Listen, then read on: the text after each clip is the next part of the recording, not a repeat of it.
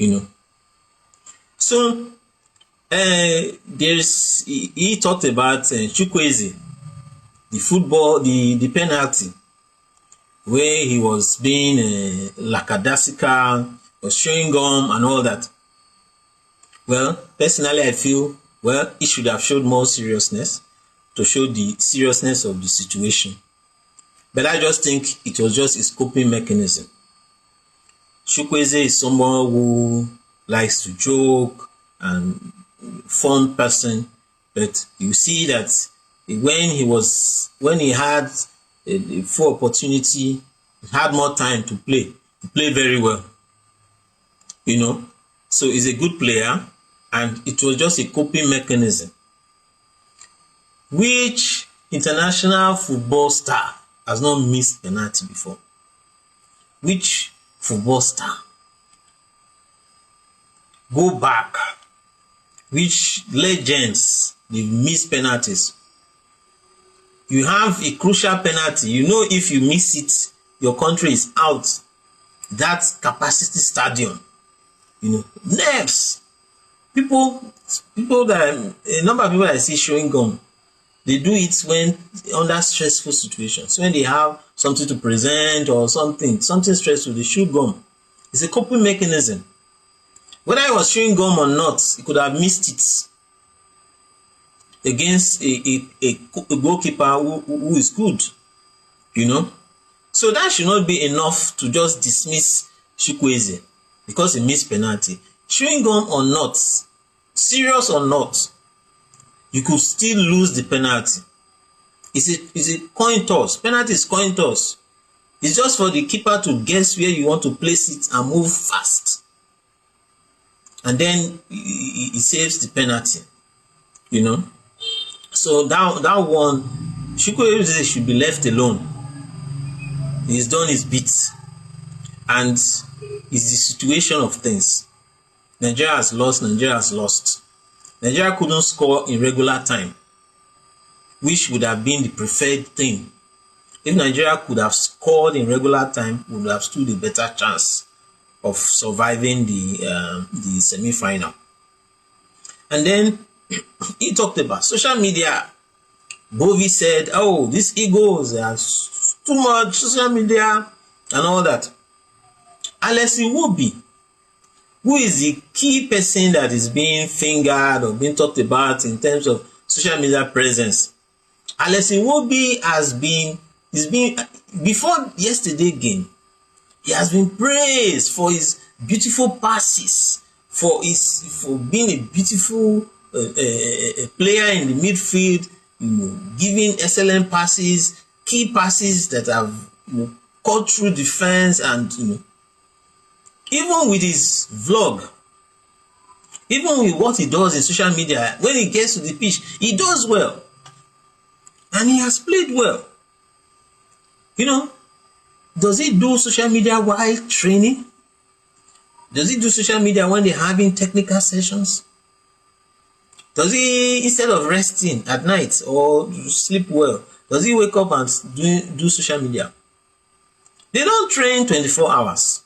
Even in professional clubs. Check the videos. I watched the video where Ndidi Boniface and one other Nigerian player were interviewed. You know, and they said they don't train 24 hours, even in the club. That's why Ndidi was able to have a degree while playing. They don't train for 24 hours. They train for some hours, and they have other times to themselves to do other things. And so if a player uses, let's say they arrive at a hotel and they've not started anything serious, and he carries his camera and make a video. What is wrong about that? You go to Nigeria they don't invest so much in the players. They don't put them in good conditions, you know, poor welfare, and they will put them in hotels, poor hotels with poor conditions, and he makes a video about it. What is wrong with that? You arrive in a hotel, before any serious thing happens, you see the bad situation of the hotel and you make a video about it. What's wrong? Does he do the video 24 hours? So this issue, he is on social media. There's nothing wrong with that. In as much as he's always on time on training, in as much as it doesn't interfere with his training, it doesn't interfere with his mentality. When he gets to the pitch, he gives his 100. And he has been receiving praise for the strategic passes he has been making. So now that Nigeria has lost to Morocco in a penalty shootout, you now want to cast Alex Iwobi for being present on social media. Social media is getting to their head, all those kind of things. What's that? They are football stars. They are already popular. They're already known. You understand? And they already have following. If you are a football star representing your country, playing in professional clubs, you will have fans. Social media and off social media. So this talk of, because of social media, I don't really get that. Then he talked about heroes. The heroes of the past. He mentioned a number of heroes, Rashidi Yekini. These people are legends. We look up to them. Okay, let's talk about the legend some of the legends he mentioned. Let's talk about Rashidi Yekini. How was Rashidi Yekini before he died? Rashidi Yekini that lived, he was living in a poor condition before he died. Rashidi Yekini that was said to have mental health issues, isolation. How well did the government, the NFF, the Football Federation and all that, how well did they look after Rashidi Yekini, the great Rashidi Yekini, who's the highest goal scorer for the Nigerian team ever? How well did Nigeria take care of Rashidi when he retired from playing football? How well did Nigeria take care of him? You want these current players to be legends of the game, to win tournaments, and you don't care how well they are being taken care of.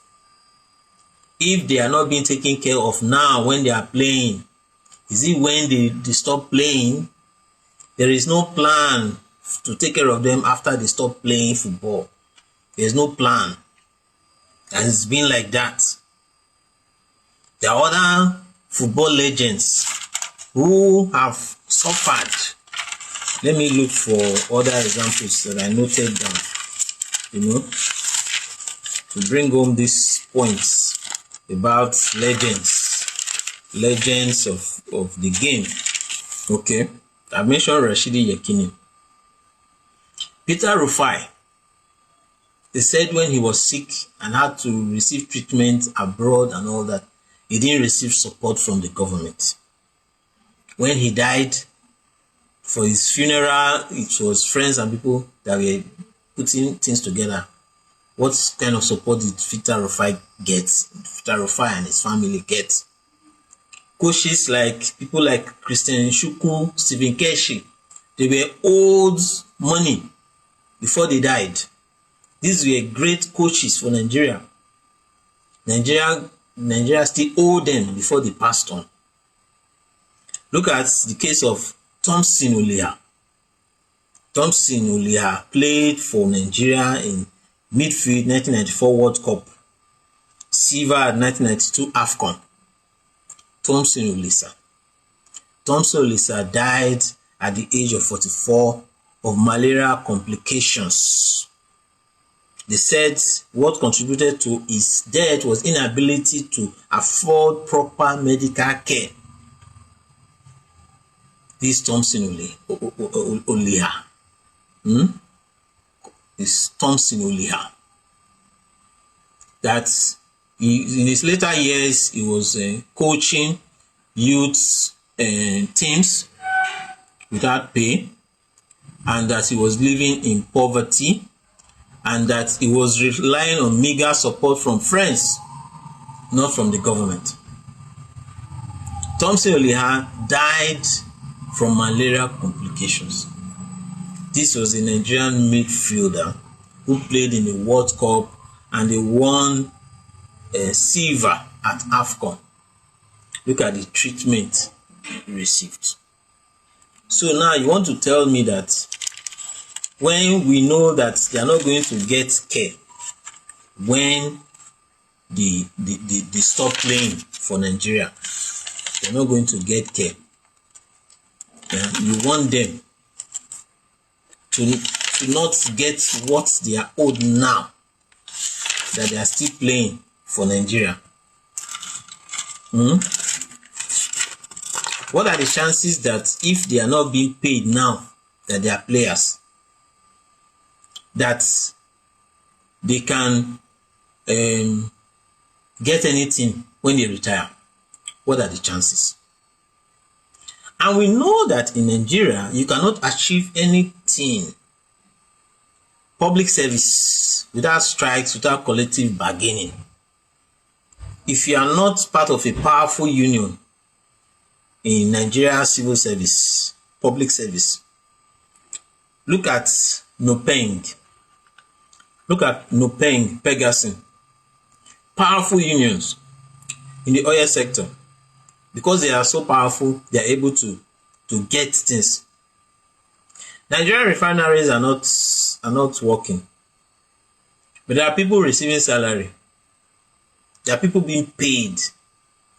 In those people who are in those refineries, who are working for those refineries, who are still being paid. Look at powerful unions like ASU. ASU, they got a landmark agreement with federal government signed yesterday. How could they have achieved it without strike, without collective bargaining? Look at NAD, ARD, National Association of Resident Doctors.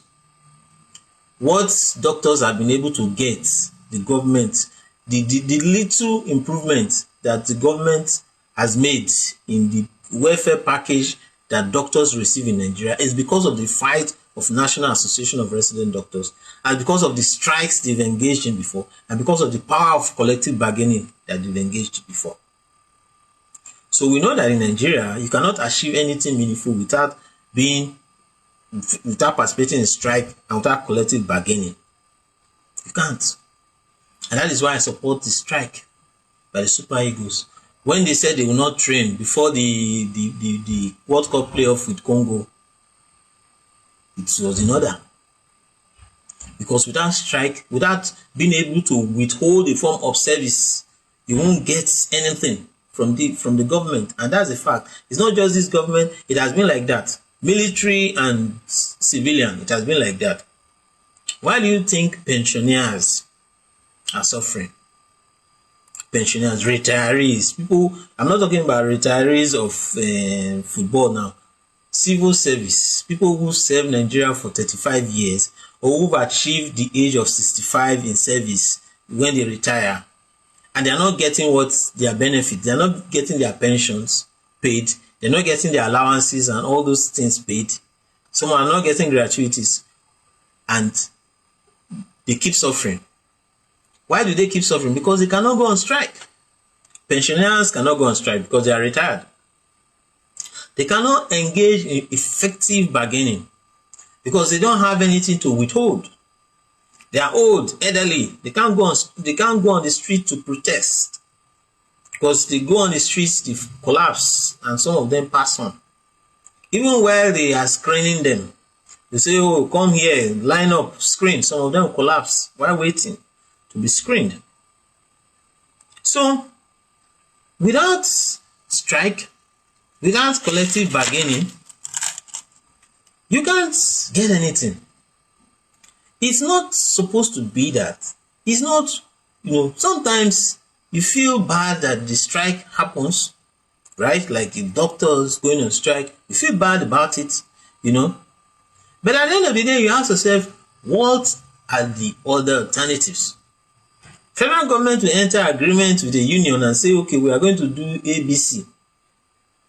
In the course of the year, if the government cannot meet up with any of those things they've agreed, instead of calling the union back to the table and say, yes, we agree to do this, and this, but we can't be able to meet up because of certain economic realities and all that. Instead of doing that, they just leave the union to be. Union will give threats and everything. They won't meet with them until the threat of a strike or until a strike holds. You know. Unlike some countries, there are countries that have social benefits package. There are countries that have ways to take care of retirees and elderly.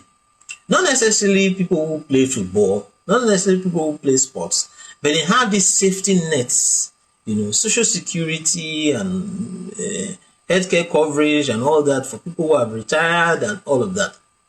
So there are systems in place to help those who are elderly, who are retired.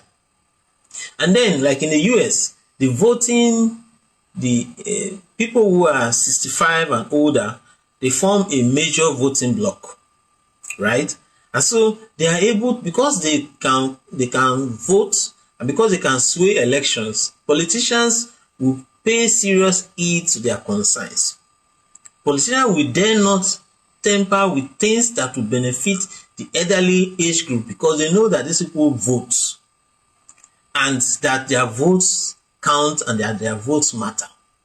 And as such, politicians pay attention to how they can be good to that group. But Nigeria, young or old, the votes usually doesn't count. And as such, there's no leverage that the retired person has to hold the government to account. No leverage. The only time you can hold the government to account is when you are still active in service. So you are still active playing football for Nigeria. That is when you can hold the government to account. That's when you can hold the NFF to account. That's when you can tell them, you don't pay me allowances, I'm not going to play. Because that is the only time you see them running around trying to make sure that these payments are made. Otherwise, they will just say, be patriotic. People, NFF officials, you have situations whereby Nigeria will qualify for a tournament for not just football, for athletics and all that, and you have more officials going to that tournament than the athletes, than the players. Because the officials want to benefit from the money they will get, such that they form more of the contingents that go to that tournament. So that is why I say that I support when the Eagles strike. They strike at a strategic time. They were World Cup playoff against Congo. They still have some days and they wanted to make a statement. And they did. And there were movements towards paying them. And in this tournament now, the same thing has happened. Where it's not only the players, even the coaches are not guaranteed their pay. And the players have to agitate. To the point that the captain, Wilfred Ndidi, has to now say that he will pay. So the NFF, the Sports Commission, those who are in charge should be held to account. Whatever lapses, whatever happens, they too bear responsibility for it. Go and check the retirement benefits if you are a former governor. If you check, it's not